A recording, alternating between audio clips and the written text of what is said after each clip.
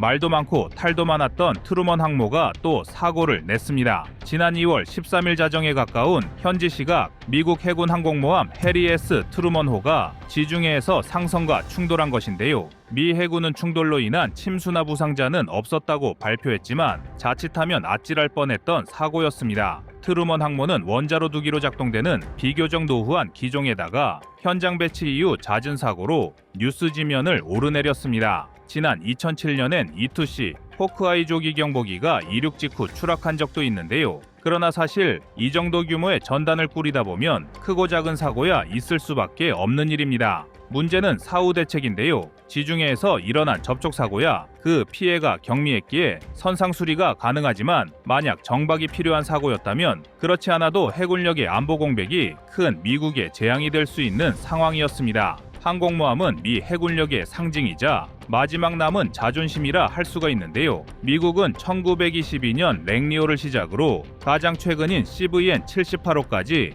모두 78척의 항모를 건조했으며 이 중 11척이 핵추진 항모로 현역으로 활동하고 있습니다. 그러나 실제로 전 세계 해역에서 동시에 임무 수행 중인 항모의 수는 서너 척뿐입니다. 이는 일반적인 군사장비 운용 지침을 따른 것으로 전체 항모의 3분의 1은 실제 임무에 배치된 것이며 다른 3분의 1은 임무 해역으로 이동하거나 귀향 중인 전력이며 나머지 3분의 1이 유지보수와 업그레이드라는 순환 과정을 거치게 됩니다. 그러나 알다시피 미국의 조선소는 현재 유지보수는 물론 신규 항모 제작에도 어려움을 겪는 실정입니다. 특히 항모의 유지보수와 신규 건설을 모두 담당하고 있는 HII의 뉴포트 뉴스 조선소의 부실 문제는 어저늘의 일이 아닌데요. 그래서 준비했습니다. 날이 갈수록 개선되기는커녕 점점 심각해지는 미국의 해군력 저하, 무엇이 문제인지 자세히 알아보겠습니다.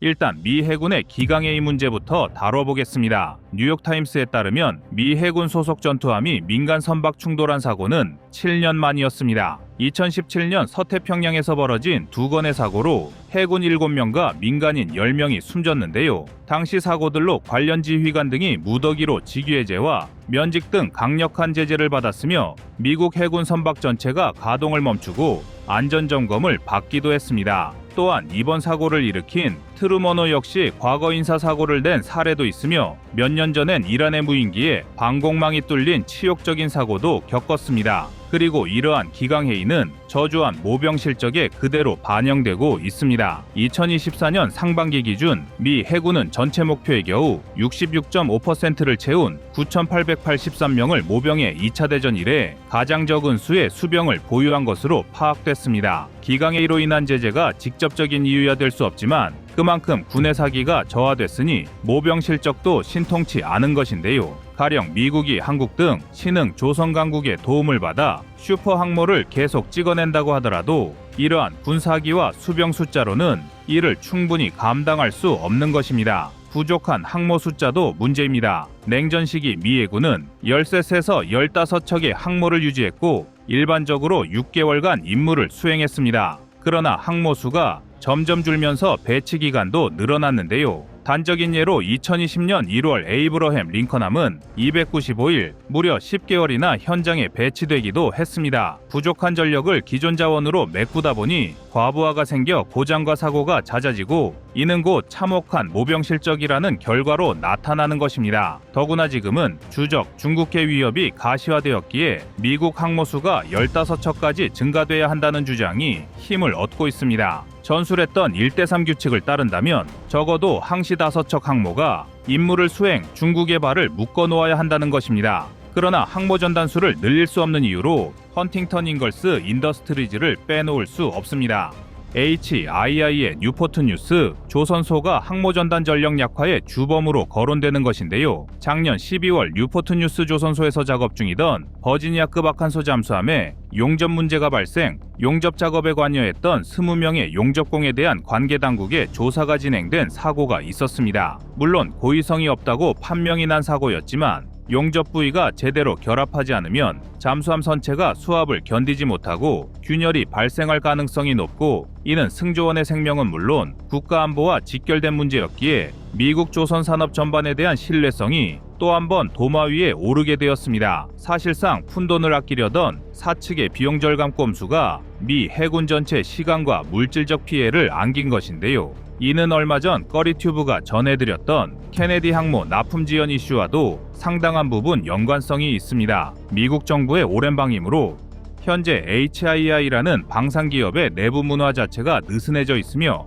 이러한 경쟁력 부족은 숙련된 작업자를 충분히 확보하지 못한 것이 연관되어 있습니다. 이것은 당연하게도 작업 품질의 저하로 이어지고 있습니다. 중국의 해군력이 밀린 미국은 HII를 중심으로 동시다발적인 여러 대규모 프로젝트를 진행 중인데요. 갑자기 예산을 쏟아부은들 한번 무너진 설비와 인력이 갑자기 살아날 리는 없습니다. 노스럽 그루먼에서 분사한 헌팅턴 잉걸스 인더스트리 산하의 뉴포트 뉴스 조선소는 현재 미국 항공모함 건조의 유일무이한 존재로 10만 톤급 슈퍼캐리어 2척을 동시에 건조할 수 있는 대형 독을 보유하고 있습니다. 이 조선소는 CVN-79 존 F 케네디함 외에도 CVN-80 엔터프라이즈함과 CVN-81 도리스 밀러함을 만들고 있는데요. 만약 여기에 추가적인 수리를 위해 항모가 입항한다면 그 기간과 비용은 무한대로 늘어날 가능성이 높습니다. 현재 대한민국의 3대 조선사 모두가 미 전투함 분야와 밀접한 연관성을 갖고 세부 논의 중인 것으로 알려졌는데요. 실제로 한화는 미국 내 조선사를 인수본격적인 유지보수 작업에 들어간 상태입니다.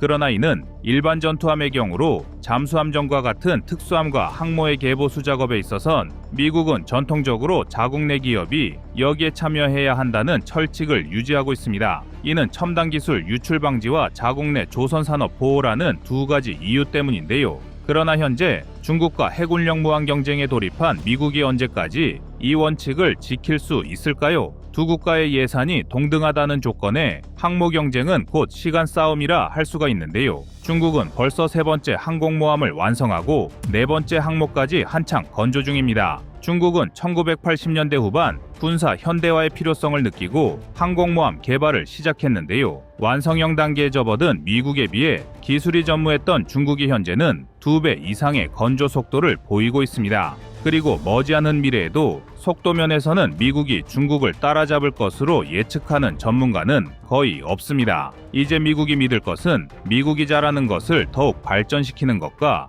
이를 위해 가장 우수한 동맹의 손을 잡는 것입니다. 미국은 전 세계에서 유일한 10만 톤급 슈퍼캐리어를 운용하는 군사강국으로, 특히 원자력을 이용한 핵추진 방식 덕분에 연료 보급 없이도 최대 20년간 항행이 가능한 항모전단을 세계 곳곳에 깔아놓고 있습니다. 즉, 수적인 면에서 밀릴지언정 질적인 면에서는 우위라는 것인데요. 예를 들어 디젤 엔진을 사용한 중국의 7만 톤급 항모 산둥함의 경우 15일 이상 연속 항해할 수 없다는 걸 생각하면 니미츠급 항모의 전투 지속 능력이 얼마나 막대한지 가늠할 수가 있습니다. 그리고 이러한 전력을 조금 더 오랜 기간 유지하기 위해 미국은 대한민국의 도움이 절실히 필요한 상황입니다. 대한민국으로서도 미국의 항모 부족 현상은 새로운 먹거리 그 이상의 의미입니다. 미국의 군사 전문가들은 미 해군이 중국의 위협을 억제하려면 최고 15척의 항모를 보유해야 하며 그중 항시 3척은 태평양에 있어야 한다고 주장합니다.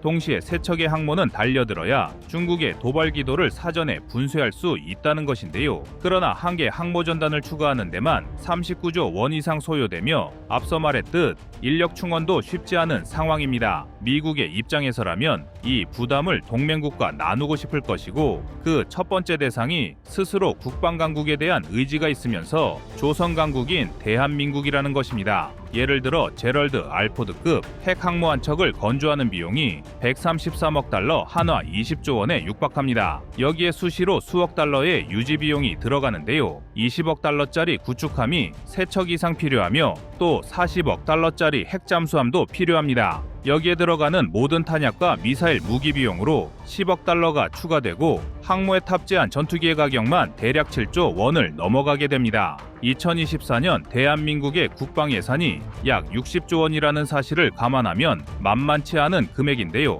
미 해군은 앞으로 40년에 걸쳐 제럴드 R 포드급 항모 12척을 건조한다는 계획을 갖고 있습니다. 이중단 한 척만이라도 대한민국과 부담을 나눈다면 서로 윈이 나는 전력이 아닐 수 없는데요. 만약 대한민국이 우리의 계획대로 경항모급 항모전단을 꾸린다면 이보다 훨씬 적은 금액으로 효율적인 구성이 가능할 것입니다. 그리고 이 과정에서 핵 항모와 핵 잠수함에 대한 기술 이전까지 바랄 수 있을 텐데요. 결국 우리의 의지가 아닌 떠밀리듯 맡은 해군 전력 강화가 대한민국의 오랜 염원을 이루는 지름길이 될 수가 있다는 것입니다. 또한 미국의 우방 중에 대한민국 수준의 의지와 기술, 자본, 명분까지 갖춘 국가는 눈을 씻고 찾아봐도 없는데요. 때문에 대한민국과 미국은 서로에게 필요한 존재라 할 수 있습니다. 대한민국은 미국의 제안을 이용해 우리의 조선업과 국방력을 성장시키는 동시에 우리의 군사적 위상을 세계적으로 강화할 수 있는 전략을 추진해야 할 것입니다.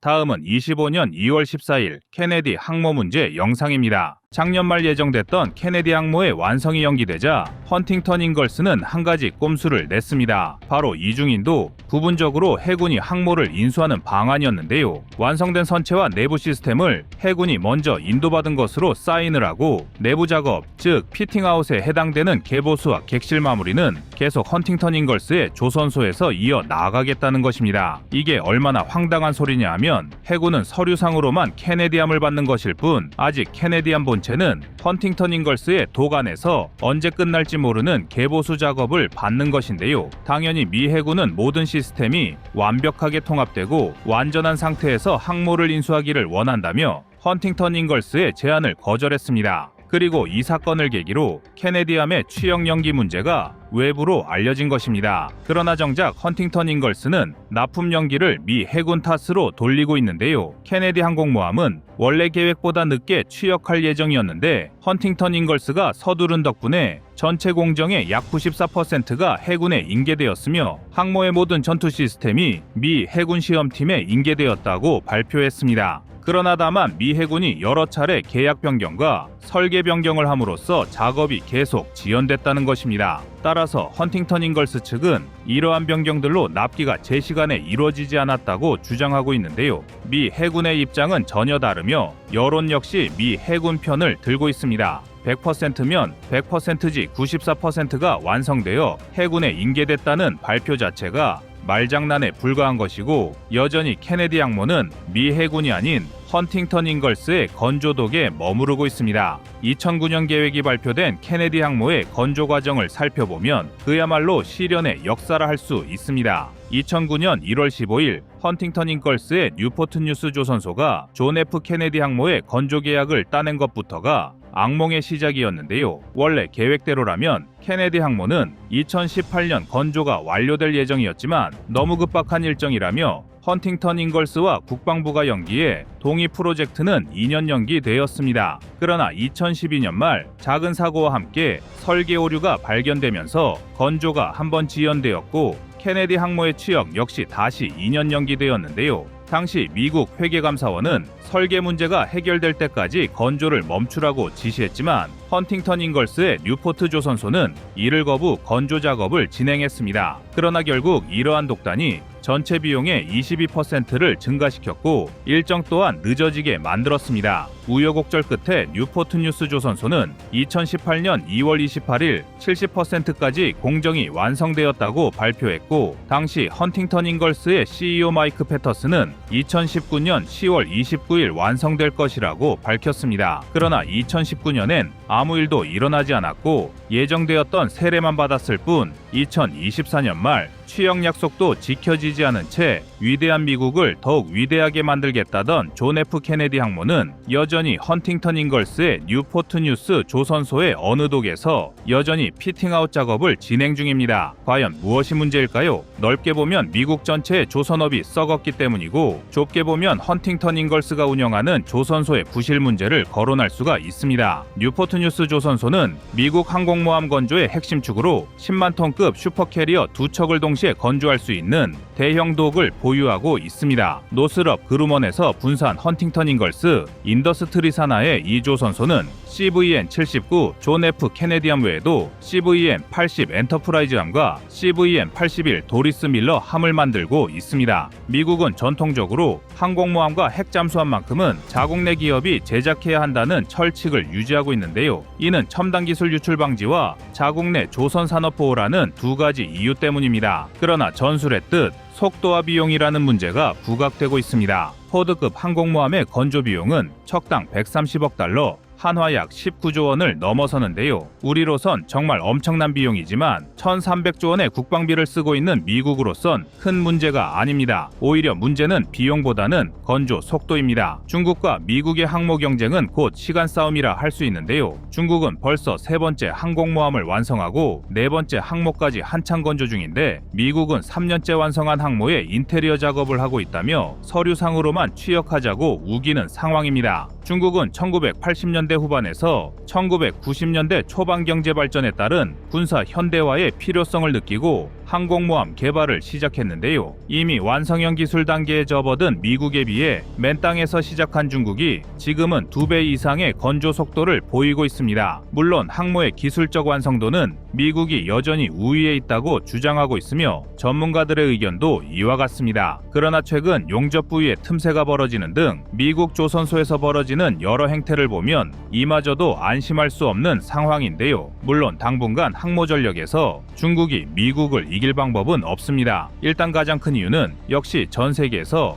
오직 미국만이 보유한 10만 톤급 슈퍼캐리어와 이를 중심으로 운용되는 대규모의 해군 전력 때문입니다. 먼저 2017년 제럴드 R 포드급 항공모함이 등장하기 전까지 무려 40년 동안 미 해군의 무력을 상징하던 니미츠급 항공모함은 길이 333m, 너비 77m에 만재 배수량 10만 6천 톤에 육박하는데요. 특히 원자력을 이용한 핵 추진 방식 덕분에 연료 보급 없이도 최대 20년간 항행이 가능합니다. 중국의 산둥함의 경우 7만 톤급 항공모함임에도 디젤 엔진을 사용하기 때문에 15일 이상 연속 항해할 수 없다는 걸 생각하면 니미츠급 항모의 전투 지속 능력이 얼마나 막대한지 짐작할 수 있으실 텐데요. 이외에도 실전 배치된 수량만 무려 90척에 달하는 이지스함은 미국을 세계 최강의 패권 국가로 만든 원동력입니다. 그러나 중국에도 믿는 구석은 있습니다. 바로 해상 전력의 규모인데요. 결론부터 말해 중국의 해군 전력은 수에서 미국을 능가하고 있습니다. 2020년 처음으로 미국을 앞지르기 시작한 전투함 숫자는 불과 8년 사이에 85척이나 늘었습니다. 미국이 보유한 총함정의 숫자보다 최소 50척 이상 많은 숫자인데요. 심지어 미국 방부는 이르면 2030년 중국이 보유한 함정의 수가 440척에 육박하리라 전망하고 있습니다.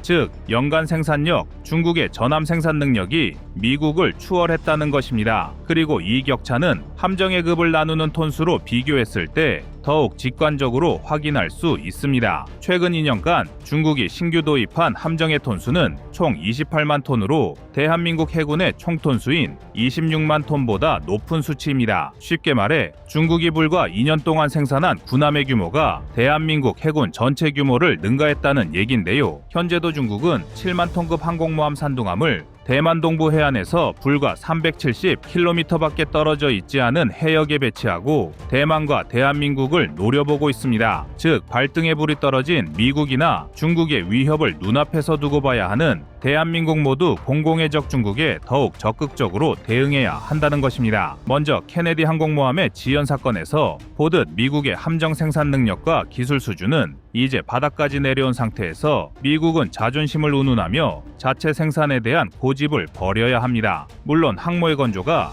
미국의 국방력에 중대한 영향을 미칠 뿐만 아니라 미국의 입장에서도 자국의 핵심 기술 유출도 소홀히 할 수 없는 문제입니다. 그러나 팽팽한 힘의 균형이 한쪽으로 치우치는 순간 세계는 어떤 풍랑 속으로 빨려 들어갈지 모릅니다. 지금으로선 일본 오키나와부터 인도네시아 북쪽의 보르네 5까지 연결된 가상의 해안방어선 제1도련선이 뚫리는 것은 시간 문제인데요. 만약 중국이 태평양으로 진출 자국의 함대를 미친 개처럼 풀어놓는다면 원유를 포함한 핵심 자원 수송로인 남방 항로뿐만 아니라 미국의 항모의 영향권인 태평양마저도 중국의 손에 떨어지게 됩니다. 그리고 전 세계의 악몽이 시작될 텐데요. 이를 막기 위해서라도 미국과 한국의 협력은 선택이 아닌 필수라 할 수 있습니다. 물론 당장 대한민국 기업이 미국의 항모를 건조한다는 것은 망상에 가까운 상상이며 이룰 수 없는 꿈과 같은데요. 현재의 추세로 한국의 조선 기술과 미국의 국방비용 절감 필요성이 교차한다면 마냥 불가능한 일로 치부할 수는 없을 것입니다. 그리고 만약 미국의 항공모함 아웃소싱이 현실화한다면 그 임무를 맡을 국가는 오직 대한민국뿐일 것입니다. 이상거리 튜브의 두 번째 미션이었습니다.